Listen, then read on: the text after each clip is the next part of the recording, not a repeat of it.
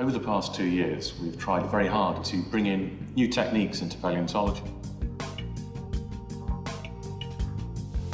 So it's not so much a bunch of folks at the bottom of a hole digging for bones anymore. That's just part of the story. We want to take it to the next stage, the next level in terms of understanding of these wonderful fossils that we pull from the ground.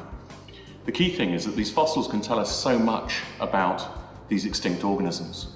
And by studying the bones and studying the associated sediments, the associated evidence, treating, I suppose, a dig site like the scene of a crime, we were able to piece together these shreds of evidence to a much more coherent story of what life was like in the prehistoric past of the planet.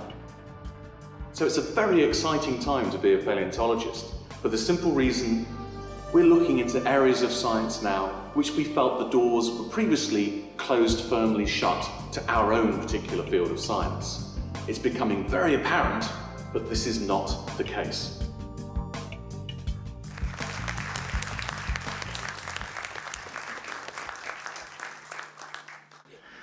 I'm going to take you on a journey this evening, one which has been extremely painful for me at some points. I apologise, people are actually filming this evening, and I've already warned them I'm a nightmare to film because I sort of run around the place a bit. They were tempted to chain me to the lectern. They have not succeeded. Now, it is a story, and it's a wonderful story. And like most stories, it does have a beginning, a middle. We haven't quite reached the end, though. What I'm going to present to you this evening is some of the science which was actually the methodologies, should I say, of science, which were shown in the documentary. It was quite clear during the documentary that we were deeply frustrated that much of the science that we were working towards was tantalizing at our fingertips, and we hadn't quite lit the victory cigar. However, the science has continued over the last few months, and I think it will continue probably until I'm a very old man. Because this is a fossil that's worthy of such study, because it is a remarkable mine of information. And that is what I'm going to take you on this journey this evening, however painful it might be. It's like trauma counselling for me. And you're going to share this pain with me, because it really is a remarkable story from not just my own perspective, but from a huge group of scientists and dedicated volunteers who have lent so much of their time to make this story, well, come to sort of some middly bit. We haven't got the ending just yet. We start in 1908 with Charles Sternberg, absolute royalty when it comes to dinosaur hunting in the world. He was based in North America, and he and his family, his sons, were absolutely avid collectors of dinosaurs. They brought material to many of the major museums in North America, and latterly into Canada as well. In 1908, whilst the father was out collecting new supplies, they'd run down to a few sacks of potatoes, and that's all they'd been eating, which is not healthy. So he left his sons back at the ranch, as it were, digging away, and they discovered this remarkable find. The first ever, and they used the term, dinosaur mummy. And this is where the actual skin has been preserved up against, now I say the skin has been preserved, it is a skin impression. The actual tissues which made up the skin are gone. It has left the impression on the muds and sands, which was sort of pushed up against what was probably a desiccated carcass. It's almost eviscerated, it's completely dried out. And a lot of the flesh is gone from the rest of the body, but we're looking at skin impressions. But this was the time, the first time the term dinosaur mummy was applied. It's quite interesting, it's 100 years this year. So it's timely in many respects for looking at these things again. They did find some other ones which were beautiful, and they sold one to the British Museum, now the Natural History Museum in London. And it was a really bad time to be transporting things in the North Atlantic, because it was during the period between 1914 to 1918. Bad time to be taking cargo ships in North Atlantic. A German ship spotted it and sunk it. Sunk our poor dinosaur mummy carrying cargo ship. And it ended up a few miles away from the Titanic, in very deep water, inaccessible, so we can't even go and recover it, even though it's British. We want it back. Anyway, I forget looking for the Titanic. If there's anyone out there with no submersibles, please go and find this dinosaur. It's worth digging out, it really is.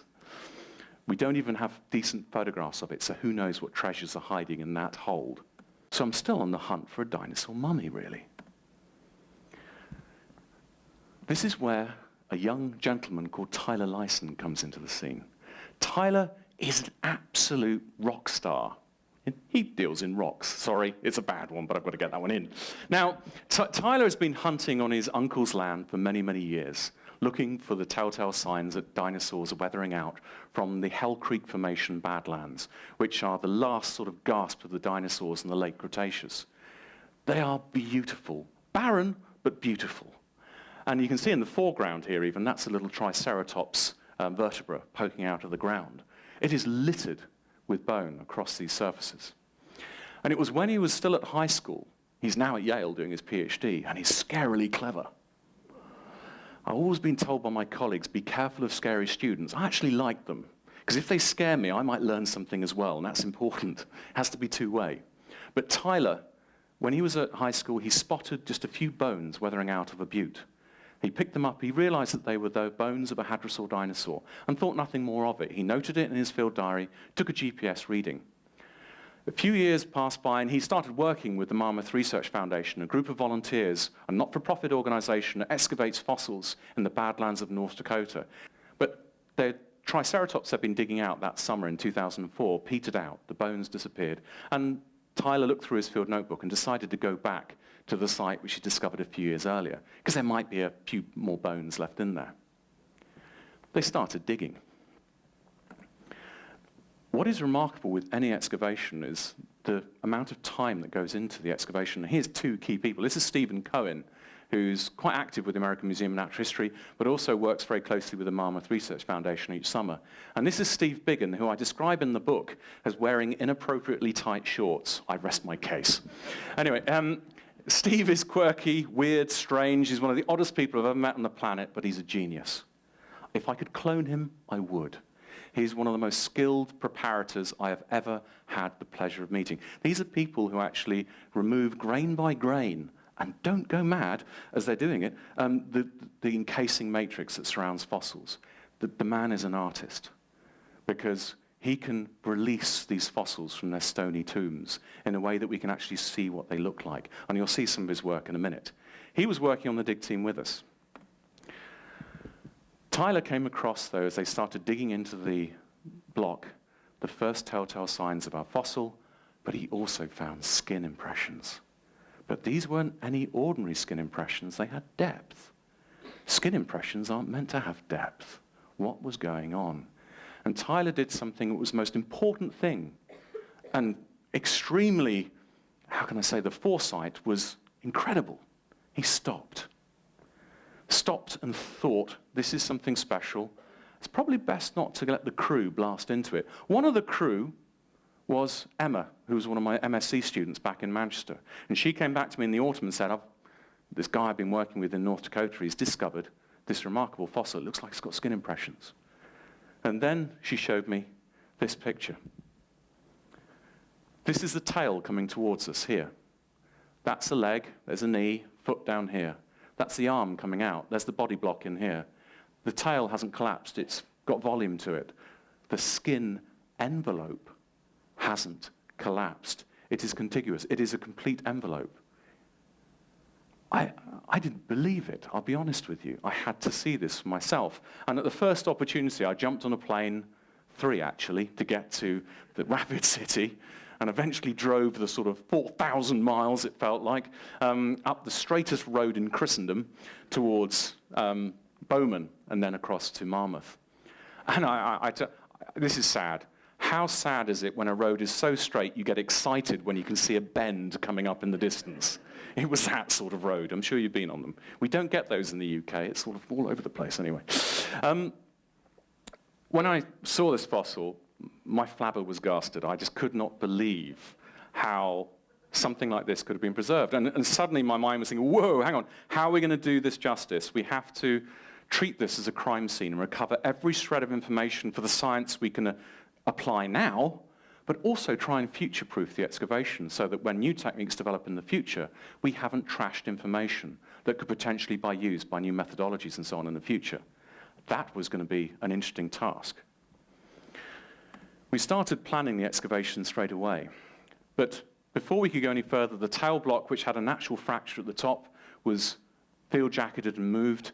So too was the arm and leg, which had natural fractures running through them already. So we could actually start the preparation on some elements of the body. The main body block, which you can see Tyler stood by here, we started using aluminum, and we cover it in the aluminum and foil, and then we do a field jacket to protect it over the winter, because we had to plan this excavation. And that's when National Geographic got involved in 2005, and we started planning towards the 2006 field season when we were going to excavate this animal. And we could not have done this without the support of National Geographic Foundation. It's fantastic. But soon enough, we got together a crew of people who were going to help us record this amazing find. And we started, well, I started knocking on the doors of the petroleum geologists, because they've got loads of money, in the Earth Science Department at Manchester. And I said, do you mind awfully helping me dig up this dinosaur? And at first they looked at me as if I was quite mad. But then I said, look, come on, you've got this fantastic piece of kit. It looks like a James Bond piece of equipment, the sort of thing which James Bond is usually rushing towards to defuse a few seconds before it explodes. That's important to bear in mind, because I've got to take this thing on aeroplanes as hand luggage. And it has things like danger laser written on it. It's a lot easier, actually, than the handheld scanner that we use that looks like a gun. At Chicago Airport, I had a security guard draw his weapon and say, please, sir, can you remove the gun from your hand luggage? Yes. Don't argue with that. But it's the laser technology we're using now is actually very helpful recording in this scale, big scale features. This is for digital mapping, not just monochrome, but full color. Let me drag you to Egypt. This is one of our studies. We're working on the Rift project in Egypt. And this is what struck me straight away, that I can record a three-dimensional digital outcrop map of the depositional position of our dinosaur within a succession of rock. Because I want to know the relative position of our dinosaur to what's gone on before the dinosaur died, during and after. And you've got to know the relative position of the dinosaur to these big packages of rock, because the rock represents specific environments and changes in that environment, which might give us clues to how it becomes preserved. You get dizzy looking at this after a while. I first tried it out when I was working with a group in the Spanish Pyrenees. And behind us, this motley crew here, you can see this wall is about half a mile to 3/4 of a mile long. And it forms a wall which runs right the way down a mountain. It's more or less vertical, because during the uplift of the Pyrenees, what was once a tidal mudflat is now right up on its end. But on this wall, there's over 3,000 dinosaur footprints. It was laid down in the late Cretaceous. It's been impossible to map. They've tried for years. Then we dragged in LiDAR to see if we could use it to help in this particular problem. And welcome to Fumania. This is just north of Barcelona. And we've just cut in, because they're rather big files, a patch of dinosaur footprints there. Do you see the animals walking across the walls? It's great, because imagine 300-400 years ago, if you're going up on your donkey to the top of the hill and you can see animals, giants, which have been walking up vertical faces. It would have been pretty scary, because they look like footprints. But using this technology, we've been able to sort of, preserve in full 3D and in real color the actual track sites. But it means we can revisit them at the touch of a button. And with using 3D glasses as well, you can actually really make it totally immersive. And that's critical when you can consider this could be a World Heritage Site that will weather away through time. We'll have a permanent record of it. It will not be lost. So we thought this would be a valuable tool to use on the dinosaur mummy dig. So we did. So let's fly into the dinosaur mummy dig site for the first time. And you can see these various weathering buttes and classic Hell Creek Formation badlands. We're going to zip round this butte in a second, and we've dropped in a few high-resolution scans on top of the actual mummy itself. I could stand on top of this hill and get cell phone reception if the wind was in the right direction. But down here, we can see there's the mummy's body coming up. That's the body block. And these are trenches which we dug out so we could actually take samples of sediment and make polished thin sections for understanding something about the pore water chemistry within this rock to help reveal some of the secrets of the environment in which our animal died. With this, we can also input later three-dimensional data sets. Say if some mad fool was going to try CT scanning such a giant block, who's going to do a stupid thing like that? Me. So once we'd actually wrapped this thing up in a plaster jacket, which took quite a few weeks, and Tyler's team, the Marmoth Research Foundation, were absolutely fantastic at doing this. And Tyler's brother even welded on a frame underneath it, because it's just like with a broken bone. You don't want the bones inside the field jacket to move, so you want to make it absolutely as tough as possible. Then we realized we had a block that weighed roughly between 10 and 12,000 pounds, and we're in the middle of nowhere. It doesn't matter how much manpower you've got. We didn't have sort of 2,000 Egyptians to help pull this rock and build a big pyramid. No, it did come to mind, though. What we did do, we persuaded Tyler's father, who works in the oil industry, to get a rather large digger. It made life a lot easier. And it's amazing, actually, the cameraman who was on that day, who's sat in the audience at the moment, I've got some fantastic pictures, I shouldn't say this for health and safety reasons, but of Dave, the cameraman, hanging off the edge of this with his camera, as this thing's bouncing across the Badlands. And all I could think of, that's an expensive camera. He's going to drop that. But we managed to get it away from the site and drop it onto this, I don't know how we persuaded this truck driver to drive his truck into the middle of nowhere, but he did. And it was brilliant, because just as the body block hit the flatbed of the truck, storm clouds in the distance started building. Now, rain in the Badlands equals bad. It means you're not going to go anywhere in a month of Sundays, because everything gets mudded out and you just can't move. It's a nightmare. It was a rush to get this thing off the Badlands. And just as we hit the tarmac of the road, it started raining. The first rain in nearly 6 months. We had done it by the skin of our teeth. It was really, well, we were lucky, very lucky. The next step was preparation, but before I take you to the preparation, we're going to understand something about death. What happens to a body when it starts breaking down? It's quite incredible, really. Most of the papers I could find on this were written by the FBI. And it's usually about bodies and how they decay in the processes. Because for the FBI, like any scene of a crime, they wish to know as much information about the circumstances by which that body came to rest and how it came to rest and whether it was interred where it died and so on. For that reason, we learn an awful lot. For a start, if the animal dies and starts decomposing and doesn't move very far, you get something called a CDI. Sounds like something you get on Crime CSI. Look, we've got a CDI. No, a cadaver decay island. And this you can see around this cow here on the Badlands, where the body fluids of our animal have seeped into the soil, but it is not the body fluids which is going to alter the chemistry of the soil. It is actually the microbes which are chewing on this gunk, which is raining down on them, and the respiratory byproducts of these various microbes that live in different types of environment, which are giving rise to the staining that we see in much of the rock. And that can be permanent. And that is something that we were looking for in our fossil, which meant when we excavated it, we had as much rock around it as possible, which was a bit of a nightmare because it made it much bigger than really we would have wanted.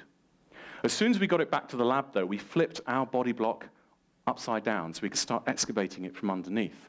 So we had as much depth of sediment as possible. But before we get to the excavation, as soon as the body block was removed, underneath the body, you can see how the sediment changes color. Literally, this is where the body block was sat. And we took samples from in and around underneath, and we produced these, what we call graphic logs, which give us sort of as much information about the succession of sediments from below, within, and above where the body of the mummy was sat. And this is information we'd use later when we were interpreting the actual sediment samples which were recovered and made thin sections from and imaged using various microscopy techniques back in Manchester. And of course, Joe McQuaker, who was the main sedimentologist on the project, spent many months, working on the samples we'd collected, but he'd also excavated out to non-weathered surfaces, because once these surfaces are weathered, it alters the chemistry of the rock so much so, it's going to be useless for us to interpret what was actually happening when these were laid down. So you've got to mine back with his lovely ice axe, rather disturbing, but it's a great tool to get using the Hell Creek Formation, and we got unweathered rocks, and then we could make polished thin sections where you actually stick the rock onto a glass slide, polish it down to a few microns, so you can look at it through transmitted light. You can also use a scanning electron microscope to look at it in backscatter light. And it's a very, very useful way of imaging and finding out the sort of processes which have undergone or preserved the rock that we're looking at. And here we can see one of these typical slides. And this is stuffed full of organics, because that's actually a slide of the skin, We'll get to the organics that we've got locked in the skin in a minute. But from that information and also the accessory plant fossils and the specific sedimentology and the type of cements which were precipitated within the sands gave us clues that it was a very, very wet environment. Very wet. And there was lots of organic acids probably freeing up a lot of the chemicals which were sort of locked initially in specific minerals which were being dissolved by weak acids within the groundwaters, which suggests we had a lot of plant material giving these acids. And so this environment is probably not very far from what we were looking at for where our dinosaur mummy came to its final end. Obviously, during preparation, we wanted to record as much of this information, and these towers, which you see all over on all of the blocks we were preparing, are actually the upper surface, or should I say the absolute underside, because we've flipped it over, of course, of the block that we recovered from the field. And we're keeping a record right up to the skin interface of the sediment. So it's like having a core all over the body. So we can see what's happening to the chemistry, where the animal starts affecting the environment and when the environment starts affecting the animal. And we can see that transition and trace it in the sediments. So again, we've collected enough as well so that in maybe 20, 30 years' time, there'll be still a huge amount of sediment, literally right up to the skin, which we can give to scientists in the future to say, you've discovered this new technique. Can you help us with this? I know it's 30 years old, this fossil, but we still have this information that we haven't had a chance to use in this particular fossil. So we're hoping to future-proof much of the excavation by recording large amounts of data, which is usually lost in the preparation lab. When we were preparing as well, we came across a rather interesting find, and this is a little croc here, which is peering up our hadrosaur. And at first, I got the phone call, we've found a theropod dinosaur, predatory dinosaur. It turned out that it wasn't a predatory dinosaur, but it was a predator, or a scavenger maybe in this case. But this is the hand, you've got the digits here, and there's the radius and ulna, the arm, it's articulated, of a crocodile. It's probably of a species called Borealisuchus. And this is around in the late Cretaceous and would have been living in the swampy-like areas and had possibly started scavenging on the body of Dakota. I should say we've nicknamed the dinosaur Dakota now. Seems quite apt given where it was found. Now, what was it doing there? How was it laying relative to the body? We didn't know. And that's where we decided it would be really useful if we can CT scan this fossil.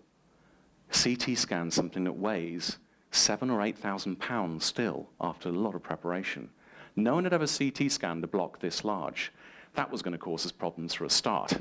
So, but again, being foolish, we thought we'd have a go. Because it would provide us ideally with a three-dimensional map as to where to prepare in the future. And for that, I introduce you to Jeff Anders. He can CT scan through a solid steel block. Quite remarkable. Could we get through a dinosaur, though? We started off using as an X-ray source a 4 million electron volt linear accelerator, which will be blasting particles up to a tungsten target, which will be generating X-rays. We then moved to a 6 MeV linear accelerator and ended up with a 9 MeV linear accelerator, which was akin to something of Star Wars, a big gun.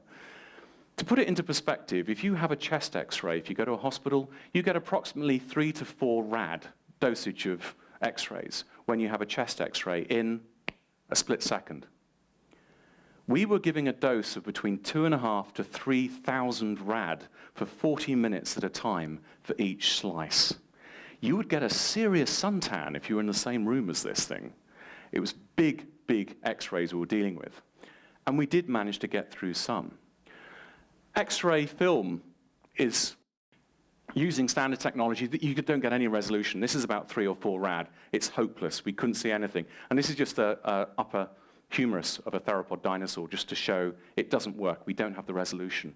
I even tried using medical CT scanners because they were easier to access. And this is the same the upper half of a humerus of a, again, predator theropod dinosaur. And again, the resolution is appalling. You can see very little information.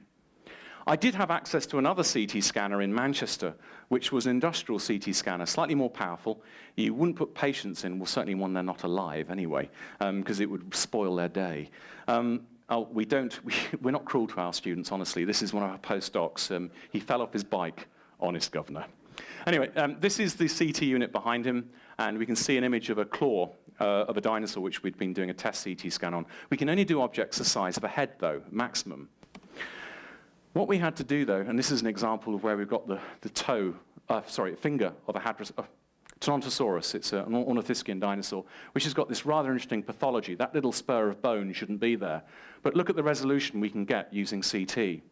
It's akin to actually slicing through the fossil, which you don't want to do. It's destructive. That is the whole reason of CT scanning. You want to look inside without damaging.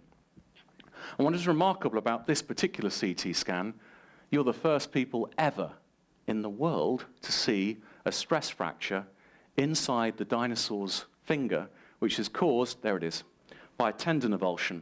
That's where the bone has regrown. It's called exostosis, bone regrowth, as a function of a tendon being ripped out from the sides, probably one of these sort of tendons, which we even have on our fingers, quite useful.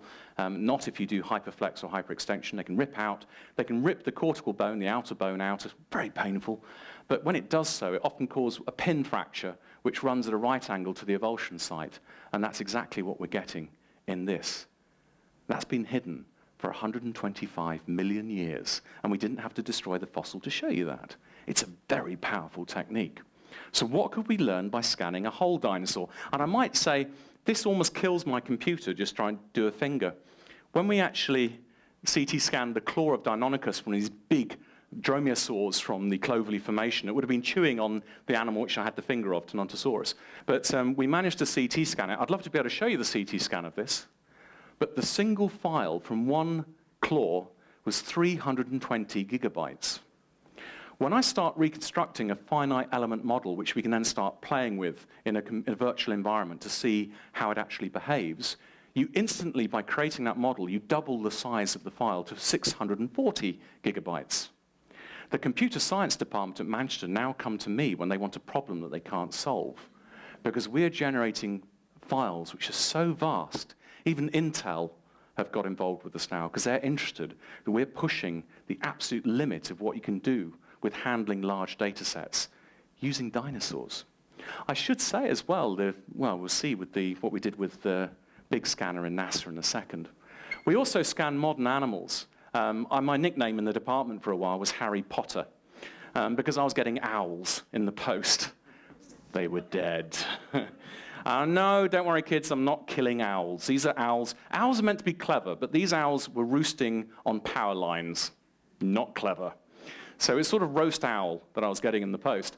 And we could actually CT scan their claws, and the bone is a remarkable material. It models itself according to the mechanical environment in which it grows. So it's like a flight recorder giving information on how it actually behaved during life. And so by studying modern analogues, we can then compare it to those in the fossil record and start reintroducing the behavior and the actual structural behavior of materials of, say, in this case, the claw of Velociraptor.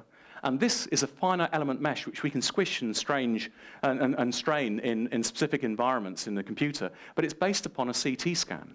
So we're taking the CT scan data. It's not just an outer surface. It's not an invention. It's based upon actual physical evidence, which is one of my big things about finite element modeling. It looks great, pretty pictures, but if it's not based upon actual physical evidence, what's the point? It's a sharp point. No, I won't go there.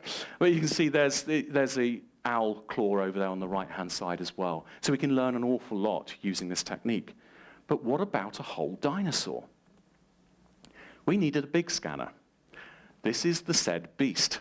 Now, I do recall actually saying to Dave and Jenny, who are sat there, that it was akin to having a rhinoceros pirouetting through a multi-million-dollar car wash.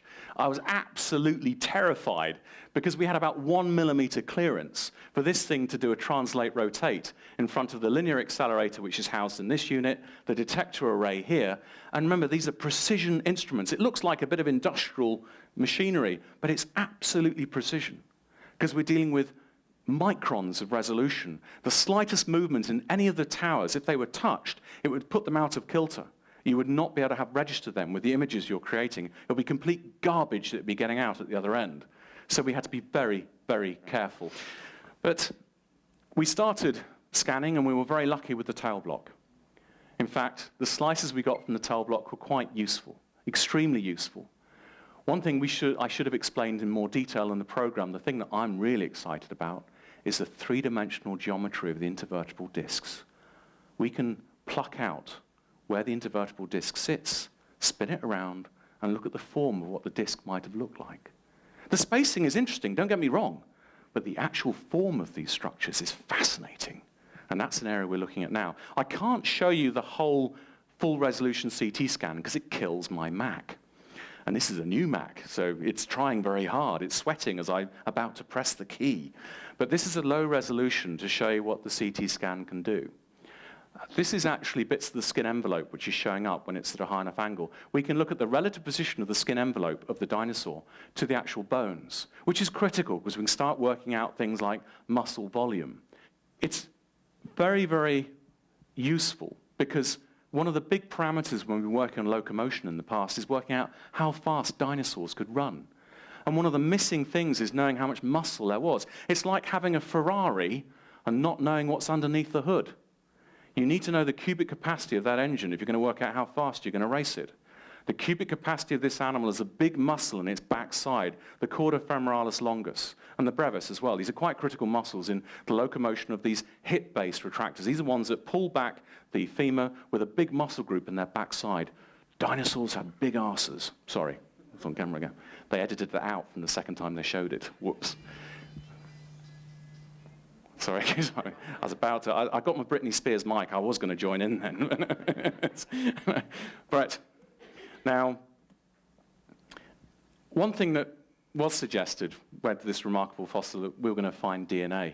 At no point have I been looking for DNA. DNA is the ultimate delicate molecule of life. It is a water-soluble molecule that unless it's deep frozen, and even then you'll be lucky to get it to 1 million years. Anything beyond that, you could be looking at a blue bottle or a blue whale.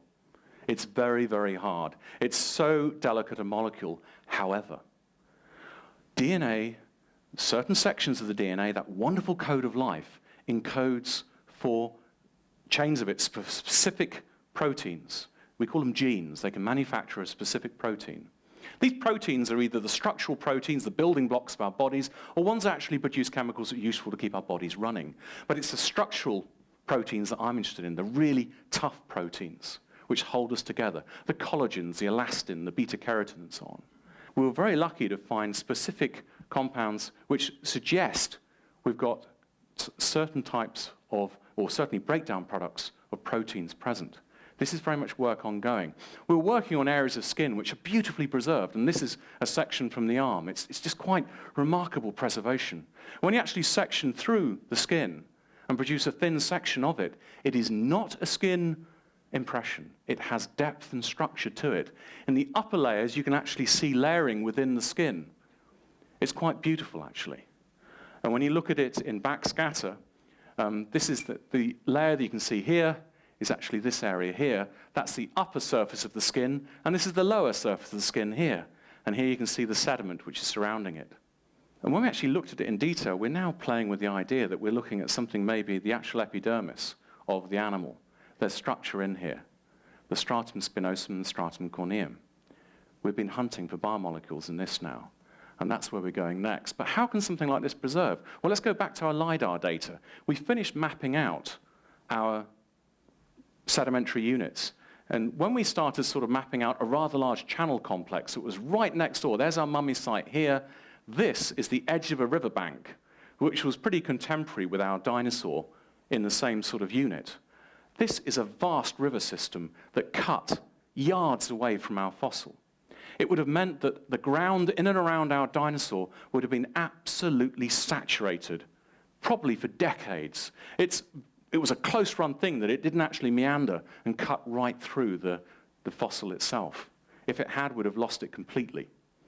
But this told us instantly that we have a super-saturated sort of sediment, which is freeing up all these wonderful soups of minerals which are being freed up by the acidic groundwaters due to the high concentrations of organic material in and around the banks of this river. And this was reacting with our animal.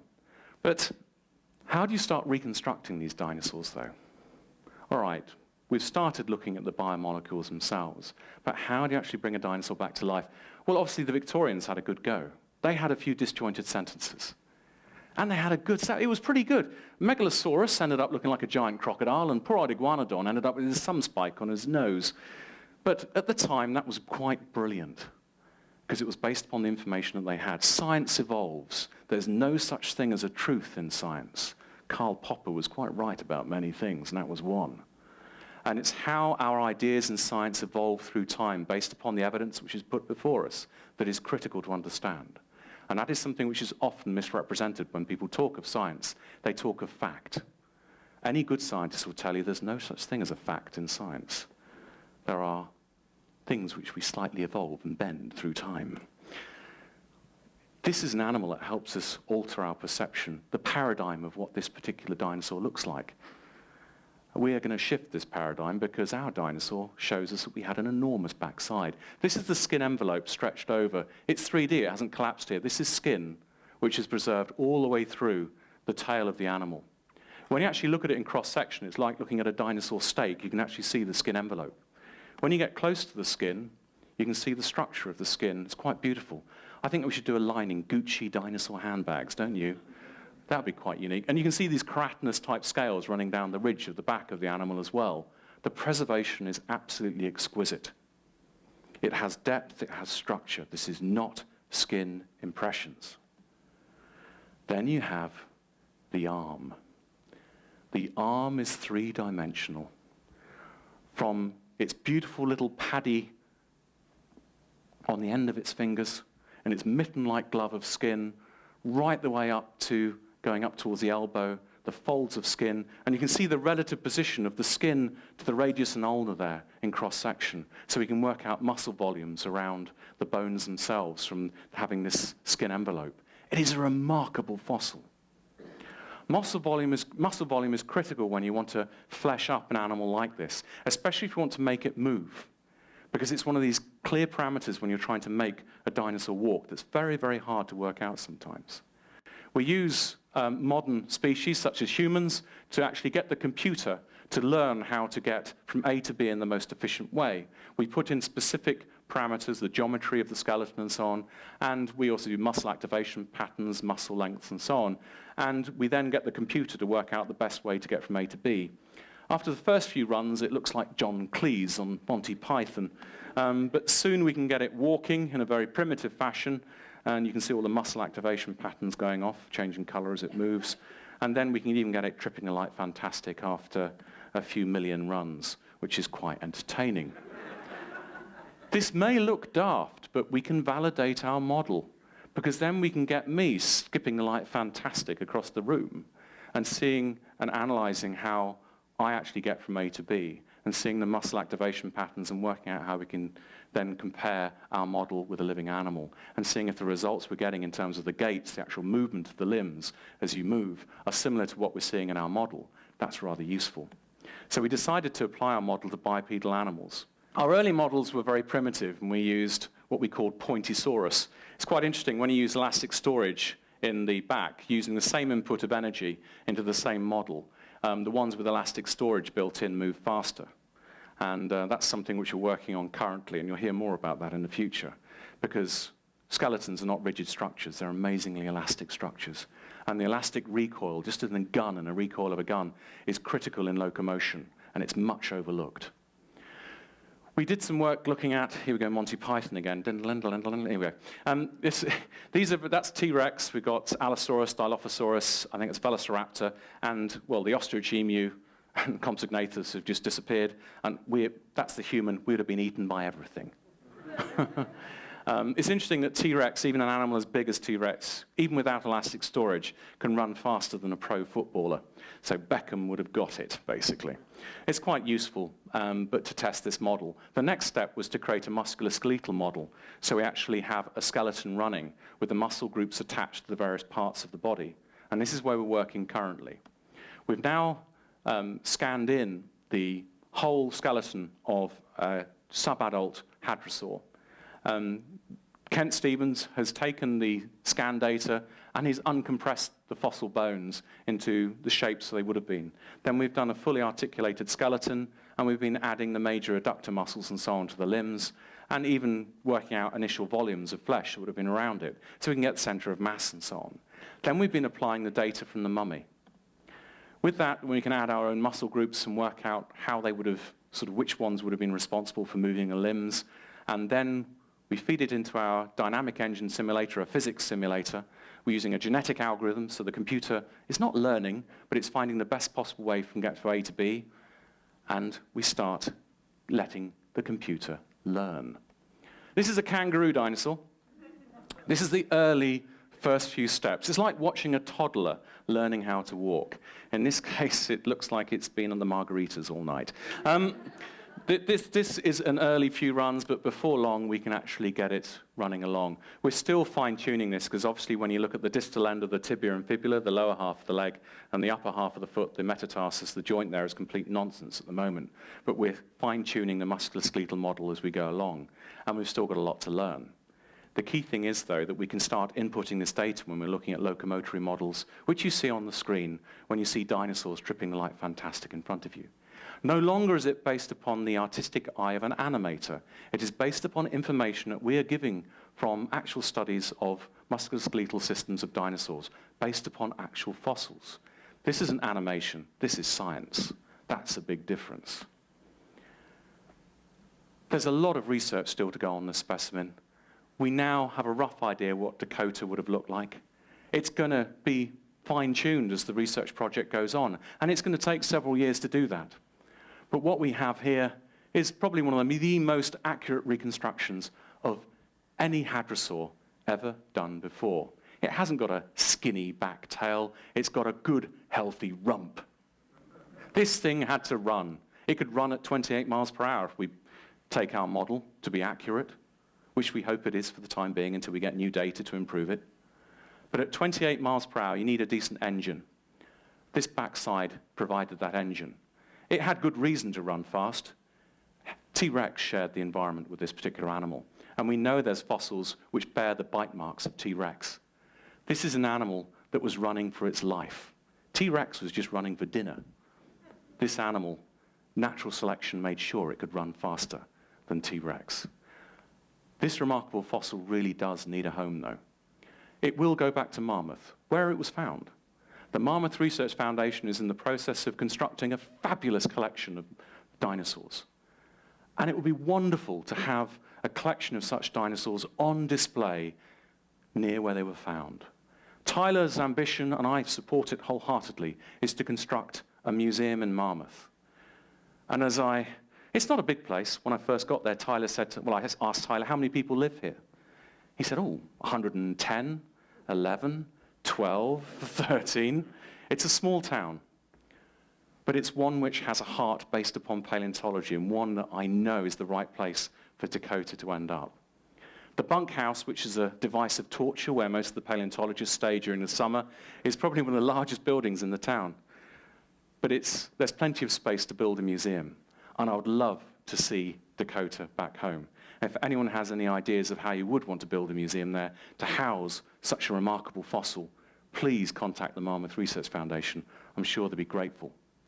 And nothing more to do but to thank a huge number of scientists and the National Geographic Society and many other people who've helped study a truly remarkable fossil called Dakota. Thank you very much.